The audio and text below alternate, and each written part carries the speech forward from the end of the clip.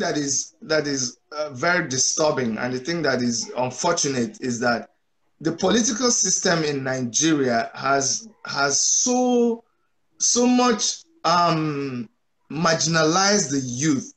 It has put the youth in a situation where they have been intimidated. They have been made to believe that you people should not come near. You know, it's like when you're eating with some bad elders and they're looking at you and say, if you touch that fish in the soup, I will conk your head. You understand? Maybe there are 3 pieces of meat. At least give me one now. I said, no, you can't touch it. Now, the Constitution of Nigeria provides and permits youths and young people to run for these positions. But they have been intimidated to believe that it's not their right. They cannot run right now. They should go and start from a certain place, and before they can even think of running. It is not true. Take up the Constitution of the Federal Republic of Nigeria. Does it have provisions for someone like you to run? If it does, then go ahead. Do it. It's your right. Is it when you grow old and you die that you do what you're supposed to do right now? You are the youths don't realize the potential they are. The energy, the zeal, the passion that you have right now, you're supposed to exercise it. You are the ones that make the system work.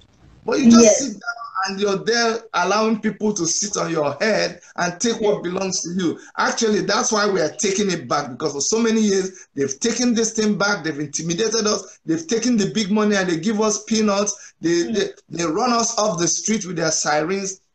They take money and they stash it abroad, and we are suffering, and the youths don't have any job. They are walking the streets when they finish from school, and all the politicians do with them is take them as thugs. Enough of that nonsense. That's why we're taking it back. We have to take it back. Yeah, I think the political system of Nigeria was constructed to place the youth in a powerless position over these years. Oh yes, and I can tell you when it started. When we were in school, Students' Union was very, very active. Those days of Chima Obani and all was very, very tough. We were the ones that resisted the military rule. I know this. I have a mark on my head. If I remove this cap, you will see. I have a mark on my. Yeah, me too. During the time, you will finish. During the time of Babangida, I remember the riots, the suffer. I spent one day because students, Uniben students, they came to our school. I was in the high school at that time. They came to our school. You know, as we were moving with the crowd, I felt the other students, they were walking on top of me. During the time of Babangida must go.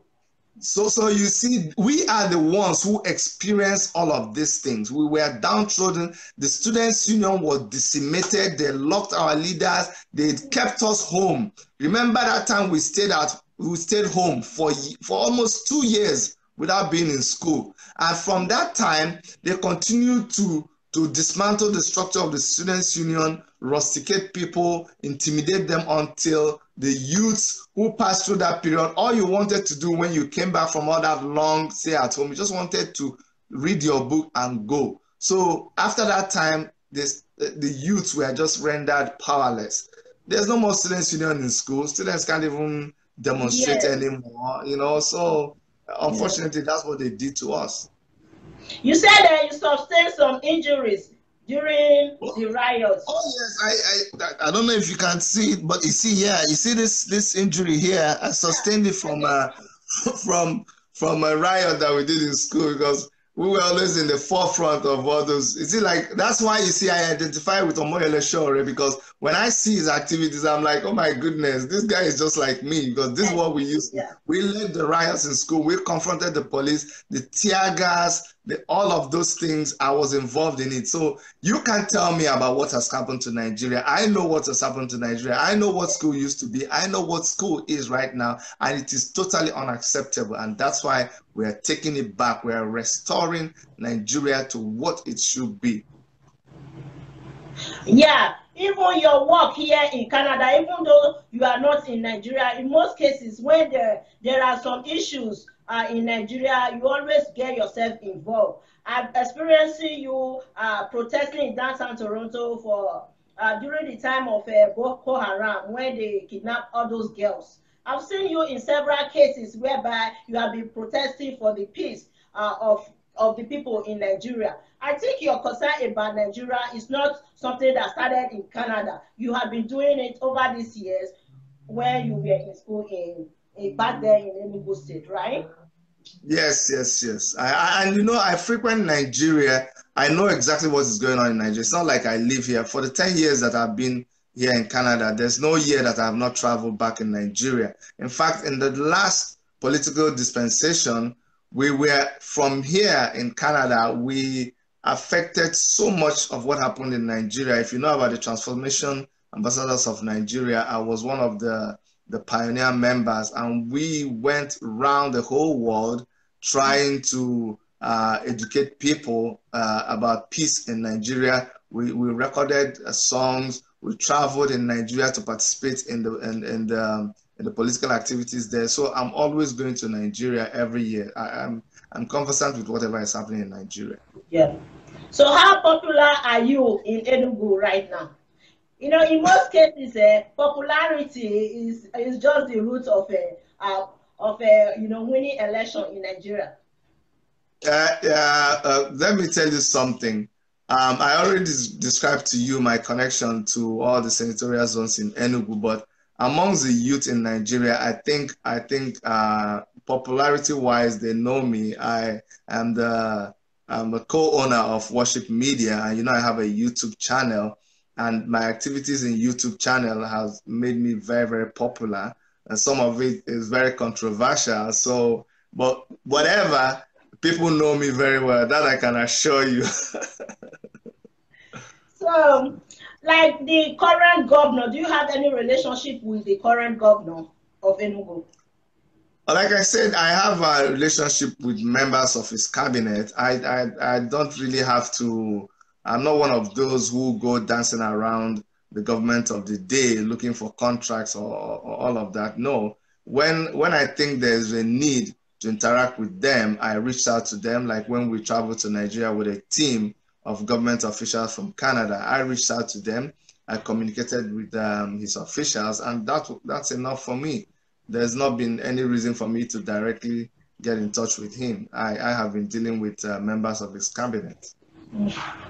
So I think his name is Lawrence Ifeanyi Iguanyi, yes, right? Yes.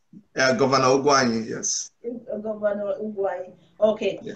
Before he became the governor of Enugu State in 2015, he was a member of the House of Representatives for 12 years. With that experience, before he became the governor of Enugu State. Do you have any political experience? Do I have any political experience? You see, this thing keeps coming on over and over again, because what people normally say is, Chidi, don't you think you should start from a member of House of Representative, or become a commissioner, or become this before you start trying to be a governor? And I tell them, my desire to lead, my desire to be part of this whole thing is to bring a change. We are talking about, is there a cause? Is there something happening? If the answer is yes, that there's something happening, is there a need to bring about a change? Yes. Then what do we do right now? How do we make that change? Get involved and take this thing back. Let me tell you something.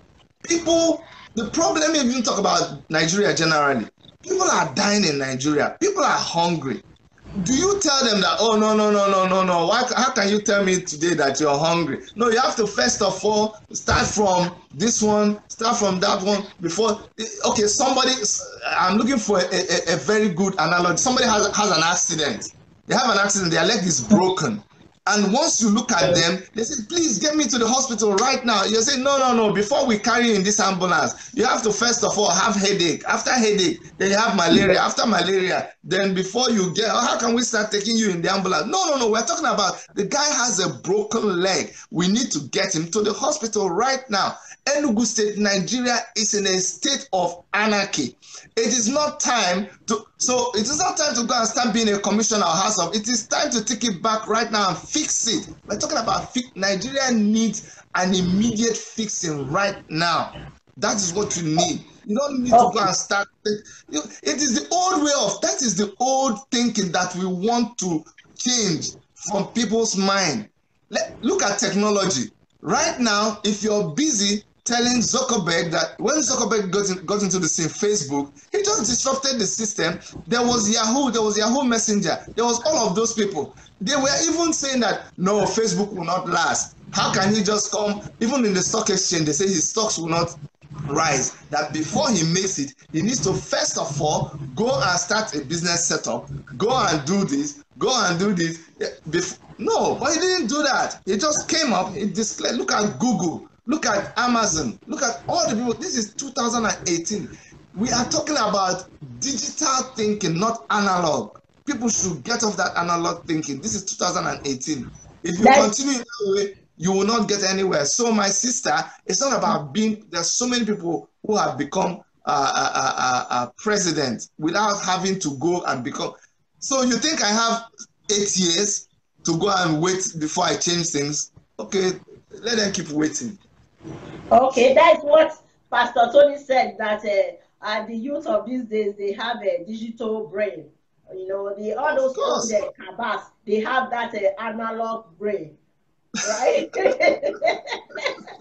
what Pastor Tony said in my show. Let me tell you something. That's why we are not running under any of the old political parties, because their system is that I have to go to Nigeria. I have to go and get money from somewhere. They don't care where I get the money from. My sister, I work hard. I don't have that kind of big money bag to go and start lobbying all the Godfathers. Then all the Godfathers will sit me down. Some of them will take me to shrine to swear. Some of them will give me holy water to drink. Some of them will give me contract to sign. Then after that, then they will now support me. Then they will now bring you out on the... No, that system, once you go through that system, you must answer to your masters. And that's what makes it, when you become a governor, when you become a member of House of Representatives, when they give you money, you carry it and go and give your Godfather first, and the remaining one, you cannot do anything with it. But if we take it back under this platform as we are preparing, we are not answerable to any Godfather. We are answerable to the youths themselves, who are the ones who will raise the funds for this movement, who are the ones who own this movement. Then we can turn things around. Do you know all the money that they get that they don't use? If we got that kind of money and we use it well, look, anyway, let's not even go there. Okay.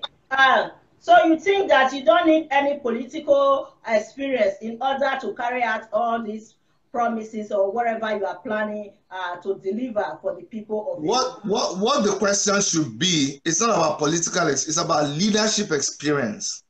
It's about leadership experience, and I have so much leadership experience. Like I told you, from my secondary school days, I have been in leadership. And in my profile, you will see all the leadership positions that I've occupied. You know, so when it comes to experience in leadership, and that is all you need. If you have led in your business, if you have led in your home, if you have led in establishments and in communities, then you're ready to lead. But it's the same qualities that you need. You are only referring to your leadership during your school days. But you haven't mentioned anything about being the president of Nigerian Canadian Association here for 2 years. No, and that's what I'm telling you, that it's in my profile. But I have led. Okay, let me give you a snippet. When I was in secondary school, I was the leader of the Senior Debating Society. I always like to go there. Do you know why I like to go there? It is the foundation of a person is very important. People don't just drop off from the sky.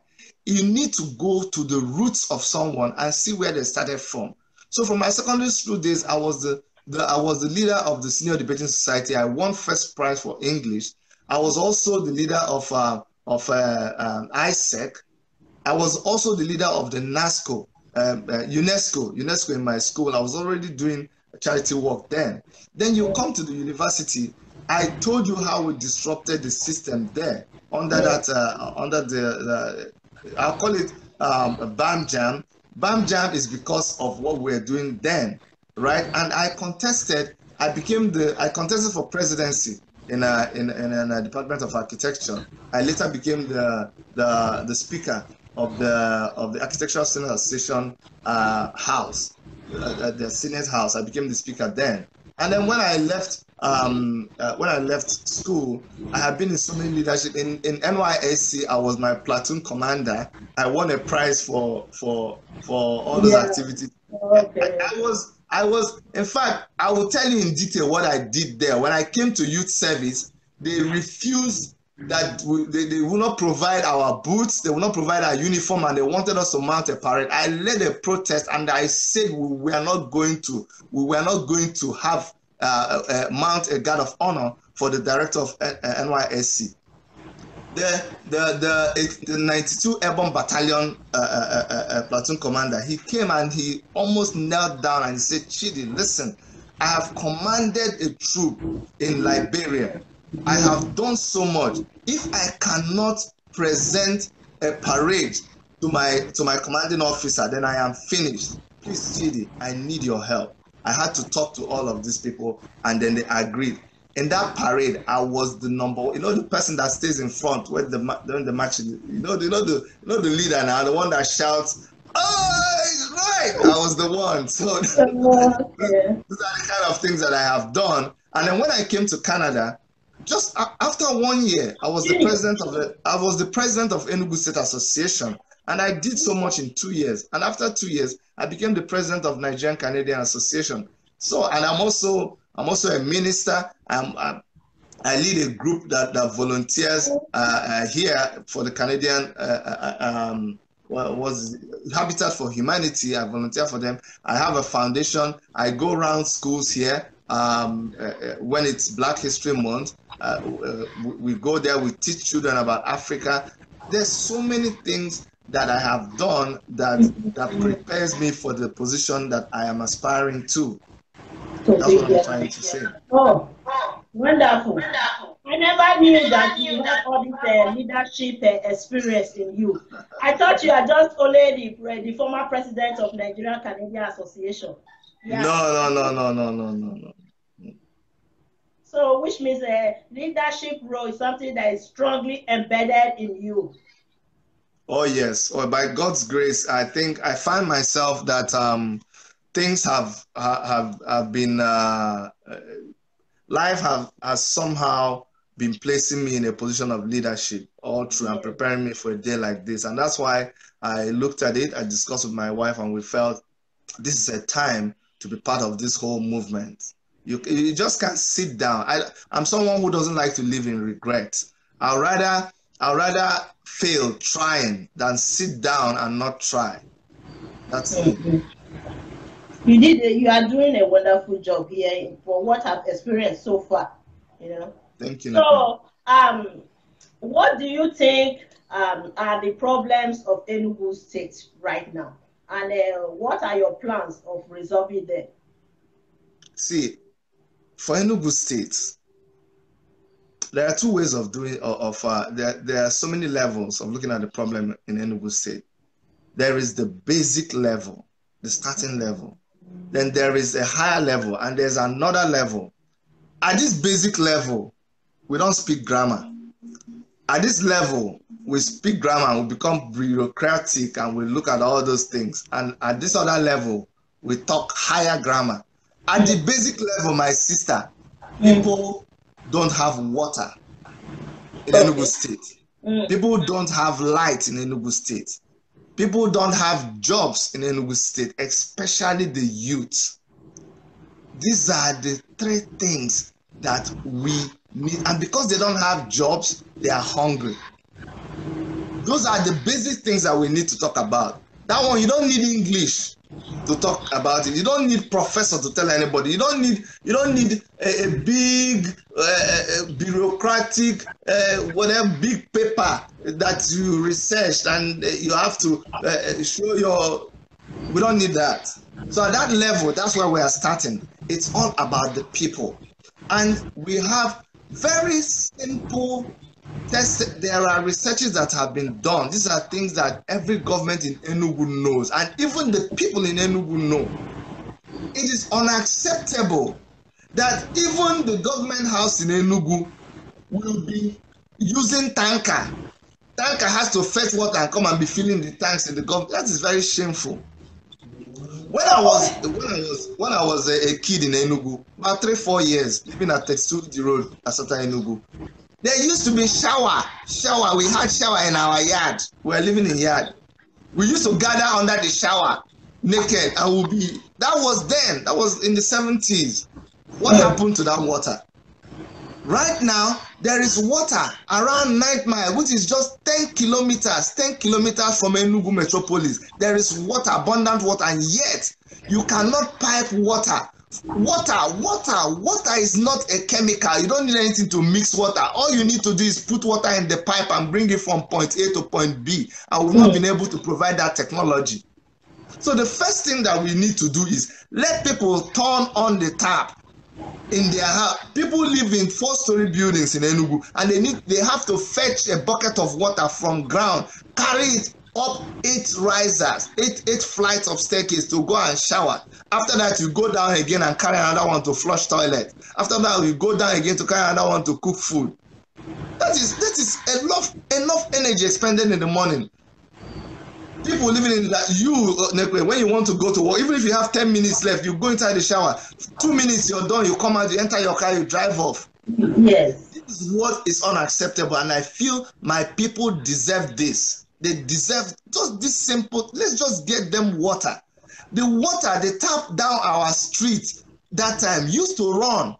Enugu, 9 Mile is higher than Enugu. There's 9 Mile, there's Iva Valley, and then there's Enugu. So if you bring the water, when it comes out to the Iva Valley, it drops. That's the only place we need a pump. And then when we take a pump, there's actually a big tank. If you're coming from the airport, very big tank that I think it was Jim Mobile or somebody built that tank. That tank is the tank that is supposed to supply the whole of Enugu. Why can't they put water in that tank? Once water enters that tank, you don't need any pipe. Water goes to people by gravity. Just by simple gravity, water will go to everywhere in Enugu metropolis. And yet, people, you cannot just do that. I'm not talking about big infrastructure. I'm not talking about drill oil. You don't even drill the water. The water is coming out of springs in 9 Mile. If you cannot do that, don't tell me about any other thing. Okay. We are talking about basic necessity. You understand? Yes. Now, every country in the world they are enjoying is not available for us in Nigeria. Yes, it's not available to us. Basic see, don't even give me water. When you give me water, when there is water, first of all, the disease will be reduced because people get sick because they drink water from well. They fetch water from the zinc. From zinc. That water you cannot store. If you store it, you can't preserve it. It gets bad, okay? Bacteria forms in it, and then people, and you know what happens in Nigeria? Once they develop this stomach, here, you go to the doctor and say, oh, it's just a bacteria attack. Don't worry, just drink water. Don't even take any drugs. In a couple of days, it will go. When we came to Canada, we are very shocked now. You go to doctor, he won't give you any drug. He'll tell you, don't worry, it will run its cycle and go. It's just a little. In Nigeria, you go to doctor. Once you have that, and special apology to doctors, not every doctor, but once you go there, they start pumping you with antibiotics, pumping you with this. It degenerates into something else. Their liver gets destroyed, and people die, or they tell you it's typhoid just because they drank bad water. So if we can give them clean water, then other basic things will follow. There's youth unemployment. But let me tell you something, let people have water. If they have water, and then we can also give them light. Look at Oji River power plant. I know you've heard of Oji River. That was the foremost power generating station that Nigeria had after Kainji Dam. It was supplying the whole of the eastern zone. Why can't we resuscitate that Oji River power plant and supply power to Enugu? Thank God that right now the federal government has decentralized power provision. So since that is possible, we are able to liaise with other companies, power generating companies here in Canada. And permit me to let you know that the contract for generating power and maintaining power in Nigeria is this company here. What do they call them? I've forgotten their name, but it's a Canadian company. They are the ones that are handling Manitoba Electric. They are the ones handling this project for Nigeria. I'm here in Canada. I've spoken with them because they wanted to give me a job in Nigeria when they were going to Nigeria because they needed people that knew Nigeria, but then I didn't accept the job. So I have a connection with them. They respect me. They know my activities here. I can talk to them. I'm telling you, they are able to revamp Enugu State and generate power that is 100% for the entire populace of Enugu. How many people do you think are in Enugu? How much power do you think they need? We don't need to be on the national grid. That's all. Give them water, give them light. Just provide those two. Every other thing will fall in place. Look at agriculture. The farm that one person had, and I'm going to do a video. I'm going to go to the countryside and I will show you the farm that one person has just a little bit outside Toronto. That farm can produce food that will feed Enugu State for 10 years. All you need to do is take one of these farmers to Enugu State and they will have food. Why is it in 2018 we cannot provide Enugu State? You know how small Enugu State is. We cannot provide food for them. We cannot provide water for them. Because we don't have mechanized farming in Nigeria. People are still doing the manual labor in farms in Nigeria.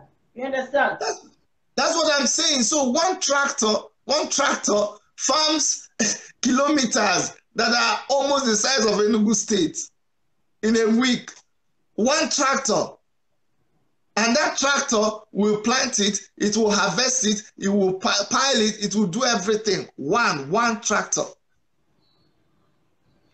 So the question there is, what do you think is stopping the current governor from providing these services to the people of Enugu?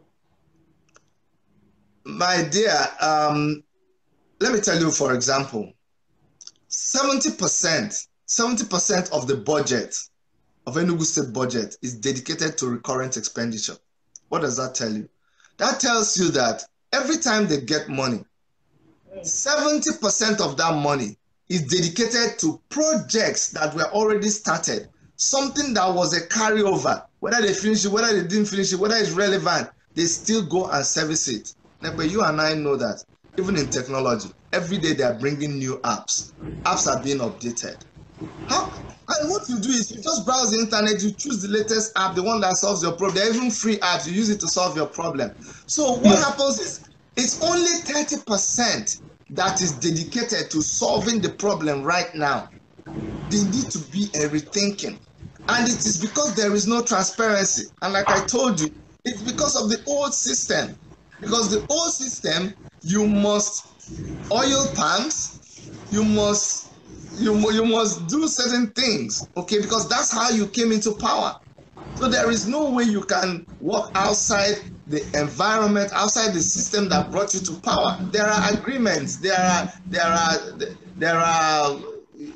whatever that was entered into by people ahead of coming into power. So when they get into power, they have to play by the rules of the game. That's why we are coming into power on a different platform, a platform that is not transferable to anybody. Okay. Over these years, we have experienced the cabal ringing elections in Nigeria. Are you ready to deal with such a problem in Nigeria during your governorship election? The cabal is still depending on their analog system, and that is where we're going to show them pepper.